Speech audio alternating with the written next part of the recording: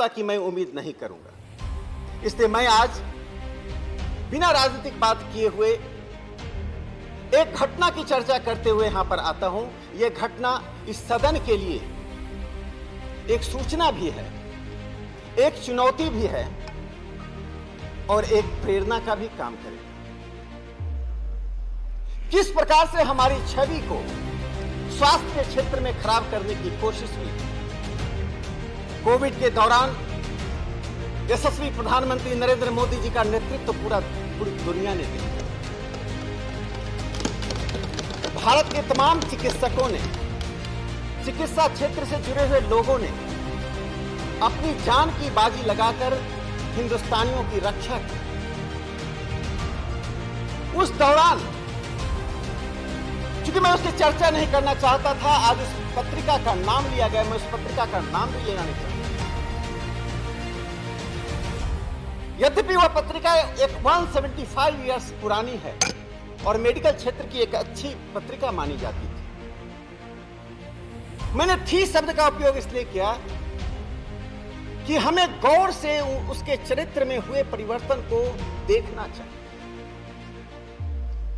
Congress party ने, मैं उस नेता का नाम लेना नहीं चाहता हूं, कांग्रेस पार्टी के एक बड़े नेता ने लैंसेट मैगजीन के एक आर्टिकल को, एक ट्वीट को रीट्वीट किया, जिस लैंसेट मैगजीन ने भारत में कोविड मैनेजमेंट पर सवाल खड़ा किया। आप कर सकते हैं, आपकी अभिव्यक्ति की आजादी है और आपको करना चाहिए अभिव्यक्ति की आजादी का उपयोग, लेकिन देश की संप्रभुता के सामने अभिव्यक्ति की आजादी का महत्व नहीं रह जाता। आपने जिस पत्रिका के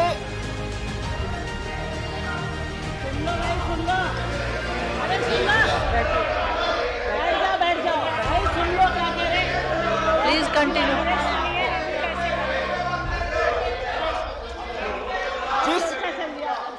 माननीय सदस्य प्लीज 8 मई 2021 को 8 मई 2021 को लैंसेट ने एक संपादकीय लिखा। उस संपादकीय में आलोचना करते हुए भारत सरकार के कोविड मैनेजमेंट की आलोचना की। वो लैंसेट मैगजीन क्या है, यह मैं अपने विपक्ष के साथियों को बताना चाहता हूं। जानने के बाद आप उस गलती को नहीं दोहराएंगे। माननीय लैंसेट मैगजीन, माननीय सदस्य, आपका नंबर आएगा तो आप बोलिए, आप अपनी बात रखिए, प्लीज बोलने दीजिए। चीन ने $10 मिलियन का इन्वेस्टमेंट 2010 में किया था।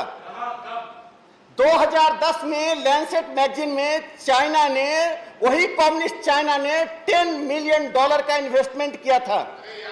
लैंसेट पत्रिका, राहुल गांधी घूमने गए थे लैंसेट पत्रिका, प्लीज प्लीज प्लीज।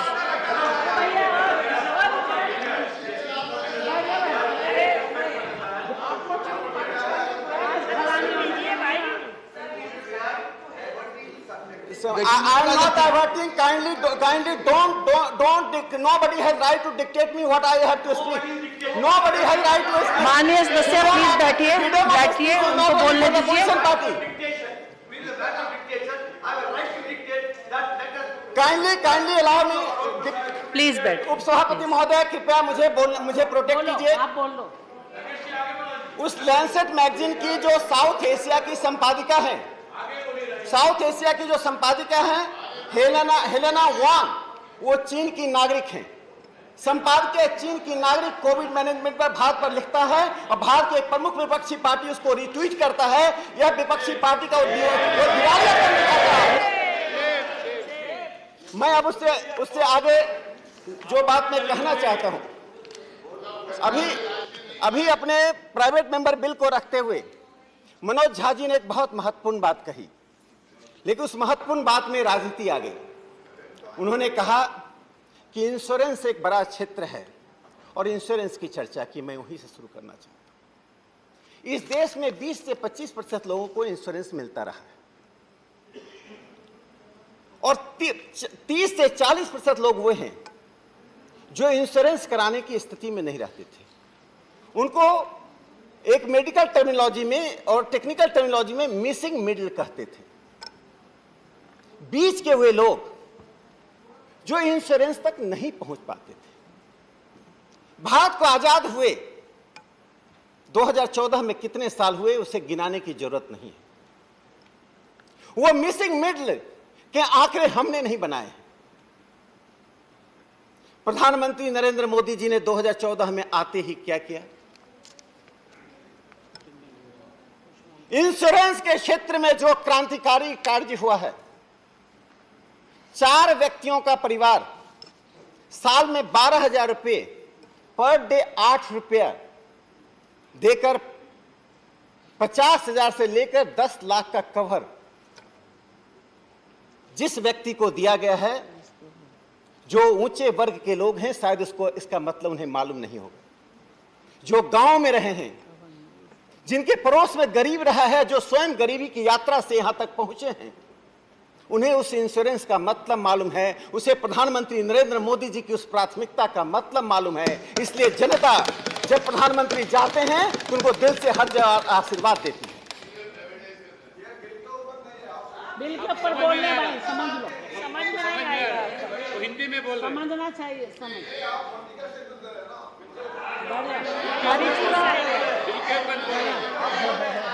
ट्रांसलेट कर लो थोड़ा। समझे भाई, समझो। सभापति उपसभापति महोदय, राष्ट्रीय स्वास्थ्य बीमा योजना 2018 में प्रधानमंत्री जी ने लॉन्च किया था और राष्ट्रीय स्वास्थ्य बीमा योजना के अंतर्गत 10.9 करोड़ परिवार, 10.9 करोड़ फैमिली, 49 करोड़ इंडिविजुअल्स को इस इंश्योरेंस के अंतर्गत लाया गया।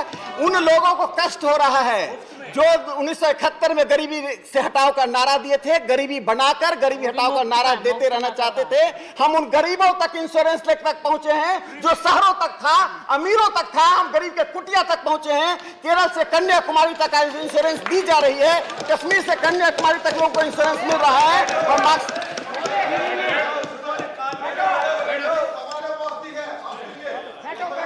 उपसभापति महोदय, मुझे लगता है संवाद, भारत संवाद का देश है। भारत एक संवाद का देश है। मेरी बात को किसी को खारिज करना हो, आपको समय मिलेगा मेरी बात को खारिज करने का। हम वह काम ना करें जो टीवी चैनलों पर होता है। हम अपनी बात कहें, जो बात आपको अच्छा लगता है स्वीकार कीजिए, जो खराब लगता है अपने भाषण में खारिज कीजिए। मनोज झा जी बोल रहे थे, किसी ने आपत्ति नहीं जताई। उपसभापति महोदय, इस देश में ये भी सच बोल रहे हैं। अटल बिहारी वाजपेयी जी की सरकार आने से पहले सिर्फ एक all India institute of medical science था। एम्स का कर्तृत्व और एम्स की गुणवत्ता पर पूरा देश गर्व करता है। मैं राजकुमारी कौर जी को याद करना चाहता हूं, जो स्वास्थ्य मंत्री थे। 1946 में इंडिया हेल्थ सर्वे ने यह अनुशंसा की थी कि भारत में एक सेंट्रल इंस्टीट्यूशन होना चाहिए स्वास्थ्य के क्षेत्र में। 1946 में हुआ और 1956 में एम्स की स्थापना हुई। 10 साल तक राजकुमारी अमृत कौर ऑस्ट्रेलिया से लेकर न्यूजीलैंड और फोर्ड फाउंडेशन का चक्कर लगाती रही। धन इकट्ठा किया नीदरलैंड से, न्यूजीलैंड से, ऑस्ट्रेलिया से, फोर्ड फाउंडेशन से और all India institute of medical science बना। इसे राजकुमारी अमृत कौर को सिर्फ क्रेडिट जाता, श्रेय जाता है कि उन्होंने एम्स की स्थापना की। लेकिन जो एम्स 56 में बना, अटल जी की सरकार ने 6 एम्स की स्थापना की। सरकार चली गई, उसको पूरा बाद में हुआ। लेकिन 7 AIIMS, 7 all India institute of medical science 2014 तक रहता। 2014 के बाद हम 2022 में भी प्रधानमंत्री जी ने देवघर में 16वें एम्स का उद्घाटन किया। 7 से 16 एक एम्स पर यह देश 1956 से लेकर अटल जी की सरकार बनने तक थी। 7 एम्स जो अटल जी के समय में 6 एम्स बने, वहां देश स्थिर हो गया। स्वास्थ्य की बात करते हैं और 16 एम्स हमने बना दिया 14 से 22 तक में। और हम दावा करते हैं कि प्रधानमंत्री जी इस देश में 22 एम्स बनाने वाले हैं। तो हिंदुस्तान का कोई ऐसा क्षेत्र नहीं होगा कोई ऐसा क्षेत्र नहीं होगा जहां all India institute of medical science नहीं होगा। किसी भी बीमार व्यक्ति को दिल्ली आने की जरूरत नहीं पड़ेगी, उसे राजधानी एक्सप्रेस पकड़ने की जरूरत नहीं पड़ेगी। अपने ही राजधानी में, अपने ही क्षेत्र में उसका इलाज होगा। ये राइट टू हेल्थ नहीं है तो और क्या है?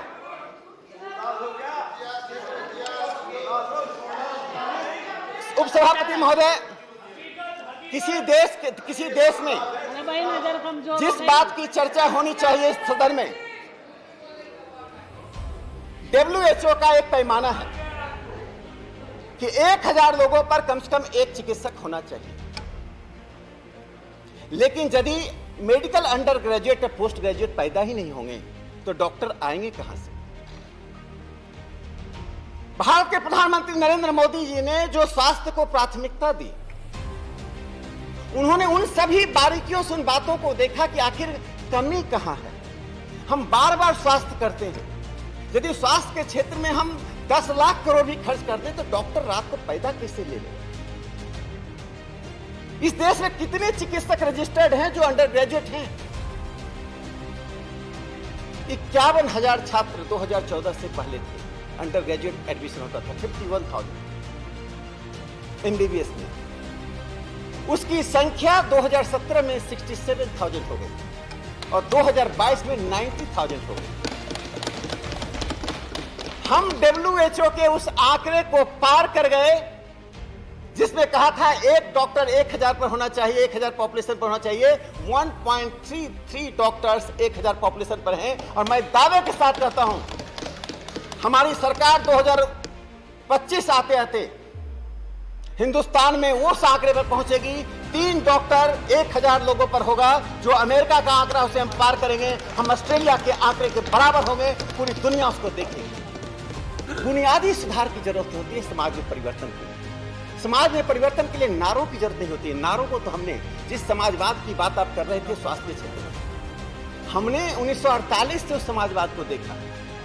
कभी आबादी कांग्रेस में सोशलिस्ट पैटर्न ऑफ सोसाइटी, कभी डेमोक्रेटिक सोशलिज्म, कभी वेलफेयर स्टेट, कभी गरीबी हटाओ, और स्वास्थ्य के क्षेत्र में लोग झोला छाप डॉक्टर से ट्रीटमेंट कराने के लिए दौड़ते थे, चिकित्सक नहीं होता था।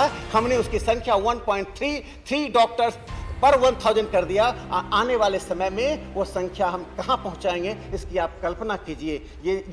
यह राइट टू हेल्थ नहीं तो और क्या है?